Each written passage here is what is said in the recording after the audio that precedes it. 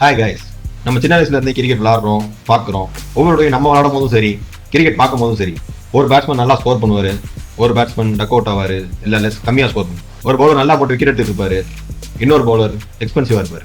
இந்த மாதிரி நிறைய இண்டிவிஜுவல் பெர்ஃபார்மன்ஸஸ் இருக்கு. அவங்க எல்லாருமே ஒன்னா சேர்ந்து ஒரு டீமாவும் நல்லா விளாண்டுருப்பாங்க. ஆனால் கிரிக்கெட் வெறும் பேட்டிங் பாலிங் வச்சு விளாடுற கேம் கிடையாது. நிறைய external factors key part play பண்ணுது. அதோட இம்பாக்ட் ரிசல்ட்ஸ்ல ரொம்ப அதிகமா இருக்கு. இதே மாதிரி எக்ஸ்டர்னல் ஃபேக்டர்ஸை நம்ம கண்டுக்கிறதே கிடையாது. அந்த மாதிரி இருக்கிற எக்ஸ்டர்னல் ஃபேக்டர்ஸை மட்டுமே ஃபோக்கஸ் பண்றது தான் இந்த செக்ஷன். நீங்க இப்ப பார்த்துட்டு இருக்கிறது cricket, not just a game of bat and ball. Welcome to alpha centre.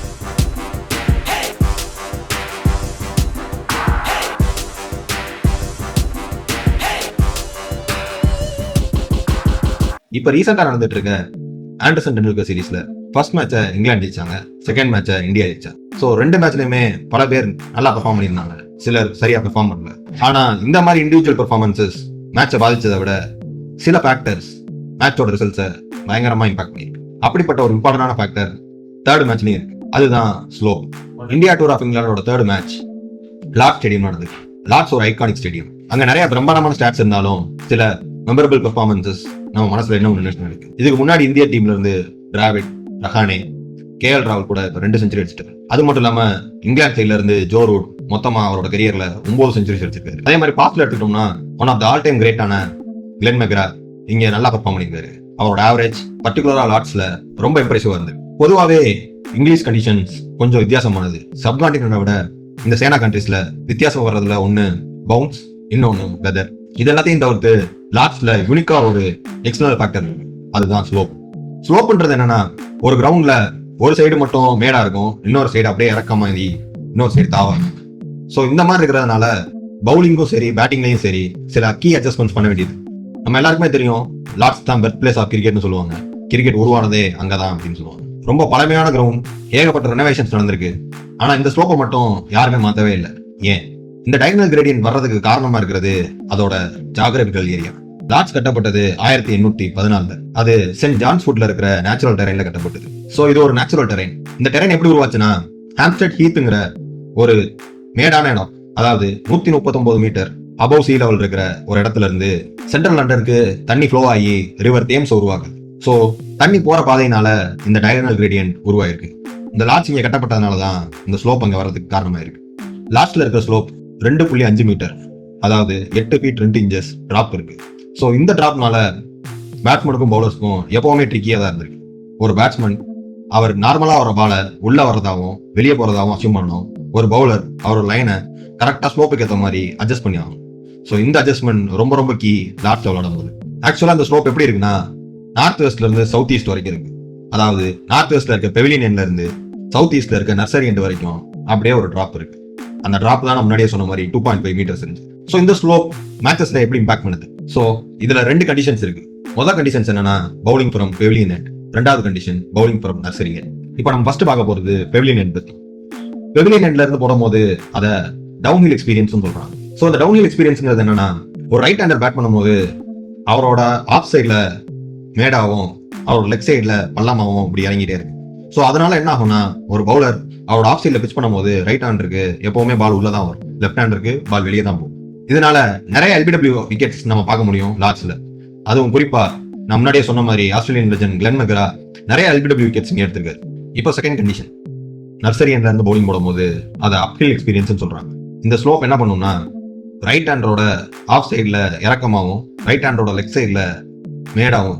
So இதனால என்ன ஆகும்னா பாலை பிச் பண்ணி அவர் ரைட் ஹேண்டருக்கு வெளியே போகும், லெஃப்ட் ஹேண்டருக்கு உள்ள வரும். ஸோ இங்க பும்ரா மாதிரி ஆங்கிள் ரன் அப் இருக்கிற பவுலர்ஸ் ரொம்ப எஃபெக்டிவா இருப்பாங்க. காரணம் அவர் ஆங்கிள் பண்ணி உள்ள போட பார்ப்பாரு. ஸோ உள்ள போடும் போது பால் பிச் ஆகி ஸ்ட்ரைட்டன பாறதுக்கு நிறைய சான்சஸ் இருக்கு. ஸோ இங்க பும்ரா மாதிரி ஆள் பெவிலியன் எண்ட சூஸ் பண்ணுவாங்க. அதுதான் ஆண்டர்சன் டெண்டுல்கர் சீரீஸ்லயே நடந்துட்டு. ஸோ இப்போ நம்ம ரீசெண்டா நடக்கிற இந்தியா vs இங்கிலாந்து டெஸ்ட் சீரீஸ்க்கு போகலாம். இப்போ தேர்ட் மேட்ச் லார்ட்ஸ்ல பும்ராவோட பவுலிங் மட்டும் பர்டிகுலரா பார்க்க போறோம். ஸோ இந்த மேட்ச்ல ஃபர்ஸ்ட் பேட்டிங் ஆன இங்கிலாந்து டீம் 387 ரன்ஸ் அடிச்சாங்க. முக்கியமா அவங்களோட ஓப்பனிங் பார்ட்னர்ஸ் ஆலி போப்பும் ஜாக் ராலியும் இனிஷியலா விக்கெட்டே கொடுக்காம நியூ பால்ல பார்த்தாருனா ஆக்சுவலா பும்ராவும் நியூ பால் போட்டாரு. நியூ பாலை மட்டும் வச்சு எக்ஸ்ப்ளாய்ட் பண்ணிடலாம், அவங்க பேட்ஸ்மேன் வந்து ரன் த்ரோ பண்ணிடலாம் அப்படிங்கிறதுக்காக ஸ்லோப் எதுவுமே யூஸ் பண்ணாம ரேண்டமா ஓவர்ஸ் போட்டுட்டு இருந்தாங்க. கிராலியும் டக்கெட்டும் நல்லா செட்டில் ஆனாங்க.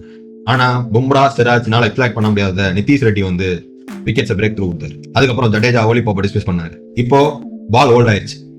ஸோ பும்ராவும் இந்தியன் டீமும் சேர்ந்து ஸ்லோப்பை பயன்படுத்தலாம்னு முடிவு பண்ணியிருக்காங்க.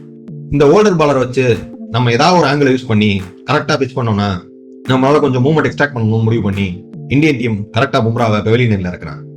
பெவிலியன் எண்ணில் இருந்து வந்த first ball Harry Brook leave பண்றாரு. பட் ஸ்டெம்புக்கு கொஞ்சம் மேலே போச்சு. இதுல இருந்து ஒரு ஐடியா கிடைச்சிச்சு, நம்ம கரெக்டாக ஸ்லோப்பை யூஸ் பண்ணலாம்னா பால்ல மூவ்மெண்ட் எக்ஸ்ட்ராக்ட் பண்ண முடியும். இந்த ஸ்லோப்பை பயன்படுத்தி பெவிலியன் எண்ட்லேயே பவுலிங் போட்டிருந்த பும்ரா 3வது ஓவர்ல ball pitching outside coming inside stump goes for a walk. இதுதான் பும்ராவோட ஃபர்ஸ்ட் பிரேக் த்ரூ. ஸோ அன்னைக்கு நாள் முடியுது. ஸோ செகண்ட் டேவோட செஷன் 1 பும்ரா இனிஷியலாவே ஓவர் போட வந்தாரு. ஆனால் பால் அதே ஓல்டு பால் தான், ஸ்லோப்பை தான் யூஸ் பண்ண போறாங்க. பட் இந்த தடவை நர்சரியன்ல இருந்து வந்தாரு. காரணம் batsman Ben Stokes. Ben Stokes left ஹேண்டர்னால நர்சரியன்ல இருந்து வந்தாதான் பாலை பிச் பண்ணி அவருக்கு உள்ள எடுத்து வர முடியும். ஸோ அதே மாதிரி பால் ஒரு ஸ்டெம்ப்ல இருந்து ஒரு 3 ஃபீட் தள்ளி பிச் பண்ணாரு. பால் உள்ள வந்துச்சு. Ben Stokes bat and back gap stump goes for a walk. So அடுத்த 2 பேர், அந்த பேர் ஒரு ரைட் ஹேண்டட் பேர், ஜோ ரூட்டும் ஜேமி ஸ்மித்தும். அவங்களுக்கு பால் உள்ள கொண்டு வரதுக்கு பும்ரா பெவிலியன் எண்ட் வந்தாகணும். ஸோ நடுவில் நீங்களே நோட்டீஸ் பண்ணிருப்பீங்க, நிதிஷ் ரெட்டி ஒரு ஓவர் கொடுத்து பும்ராவை பெவிலியன் எண்ட் பக்கம் வர வச்சான். பும்ரா பெவிலியன் எண்ட்ல இருந்து பவுல் பண்ண 2வது ஓவர்லே Joe Root inside edge bowled. So இந்த மாதிரி ஸ்லோப்பை எக்ஸ்பெக்ட் பண்ணி இப்பயும் சரி இதுக்கு முன்னாடி இருந்த ஜென்ரேஷன்லையும் சரி நிறைய பவுலர்ஸ் விக்கெட்ஸ் எடுத்திருக்காங்க. ஜோ ரூட் டிஸ்மிஸ் ஆன உடனே பும்ரா கொஞ்சம் நேரம் ரெஸ்ட் எடுத்தாரு. ஸோ அடுத்து அவர் மறுபடியும் நர்சரி எண்டுக்கு வந்தாரு. நர்சரி எண்ட்ல இருந்து வந்து அவர் பவுலிங் போட்டது கிறிஸ் வோக்ஸ். அவரோட முதல் ஓவர்லயே அவர் ஒரு விக்கெட்டை ப்ரொடியூஸ் பண்ணாரு. கிறிஸ் வோக்ஸ் என்ன ஆச்சுன்னா, நர்சரி எண்ட்ல இருந்து போடும்போது ரைட் ஹேண்டர்ஸ்க்கு வெளியே போகும், லெஃப்ட் ஹேண்டர்ஸ்க்கு உள்ள வரும். இந்த டிஸ்மிஸல்ல பும்ராவோட ஆங்கிள் ரன் அப் அவருக்கு பயங்கரமா யூஸ் ஆயிருக்கு.